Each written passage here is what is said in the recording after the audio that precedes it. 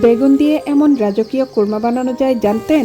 একবার এই কোরমা খেলে মাংসের স্বাদ ভুলে যাবেন। শুক্রবার আসলেই আমার মেয়েদের আবদার থাকে স্পেশাল কিছু রান্না করার, তাই আজকে ট্রাই বাইটস এন্ড টিপসে হচ্ছে বেগুনের কোরমা। তো প্রথমে আমি এখানে 3টি বেগুন নিয়েছি আর বেগুনগুলোকে চাক চাক করে কেটে নিয়েছি, যেমনটা আমরা বেগুনের চাকবাজি করে থাকি। এখন বেগুনটাতে পর্যাপ্ত পরিমাণে লবণ আর হলুদ মিশিয়ে নিচ্ছি। তারপর চুলায় একটি প্যান বসিয়ে সেখানে তেল দিয়ে দিয়েছি আর তেলের পরিমাণটা আমি এখানে বেশি দিয়েছি আর এই তেলটা দিয়ে সম্পূর্ণ রান্নাটাই করে নেব। এখানে বেগুনগুলোকে ভেজে নিচ্ছি উল্টে পাল্টে। সম্পূর্ণ সেদ্ধ করা যাবে না, 50%-এর মতো সেদ্ধ হওয়ার পর বেগুনগুলোকে তেল ছাকিয়ে তুলে নিয়েছি। বেগুন আমার পছন্দের একটা সবজি।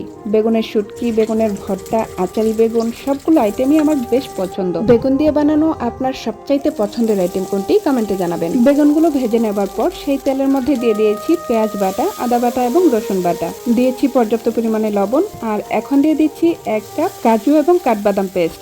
এখন দিয়ে দিচ্ছি 1 চা চামচ ধনিয়া গুঁড়া, 1 চা চামচ জিরা গুঁড়া এবং সামান্য একটু গরম মশলার গুঁড়া। এখন নেড়েচেড়ে মশলাটা একটু কষিয়ে নেব।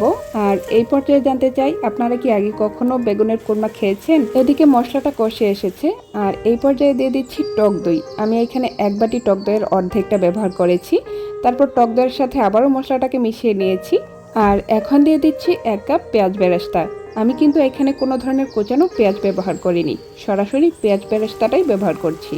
এতে করে কোরমাটা খেতে অনেক বেশি সুস্বাদু হয়। তো সবগুলো মশলা ভালো করে কষিয়ে আসার পর এখন ভেজে রাখা বেগুনগুলোকে দিয়ে দিচ্ছি। বেগুন যেহেতু নরম সবজি, তাই খুব বেশি নাড়াচাড়া করা যাবে না। আমি কড়াইয়ে ধরে হালকা একটু নেড়ে দিয়েছি আর স্প্যাচুলার সাহায্যে যতটুকু পারা যায় হালকাভাবে নেড়ে চেড়ে দিয়েছি।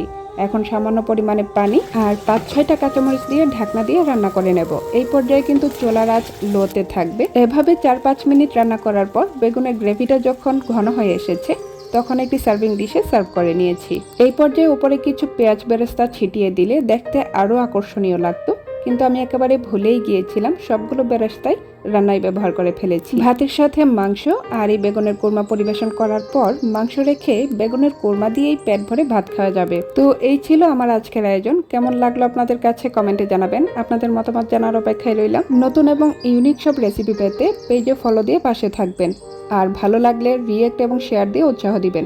আজ এই পর্যন্তই। আল্লাহ হাফেজ।